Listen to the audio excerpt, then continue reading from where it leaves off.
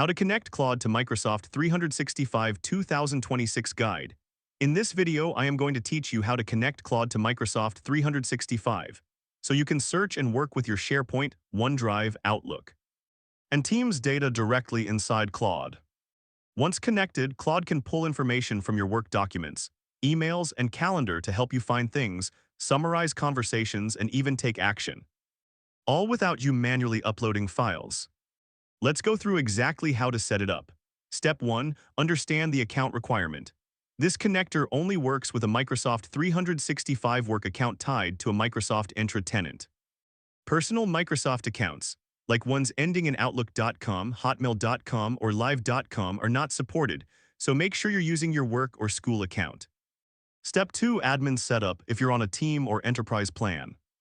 Before anyone in your organization can connect, your Claude organization owner needs to enable the connector in organization settings, then connectors.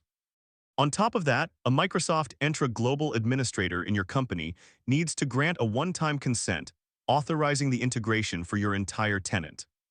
If you're on a free, pro, or max plan, you can skip this step entirely. Individual users can connect directly. Step 3. Connect your account. In Claude, go to Customize, then Connectors. Find Microsoft 365 in the list and click Connect. Sign in with your Microsoft 365 credentials when prompted and approve the permissions request. Step 4. Start using it. Once connected, just ask Claude a question that needs your Microsoft 365 data, and it automatically detects which tool it needs and retrieves the relevant content. For example, you could ask it to find a specific document in SharePoint, summarize an email thread about a project, or review last week's meeting notes. Step 5. Understand what Claude can and can't do. By default, the connection is read-only, meaning Claude can search and analyze your data but can't take any actions. If your admin has specifically enabled Write tools, Claude can also draft and send emails, manage calendar events, and create or update files, always within your existing Microsoft 365 permissions.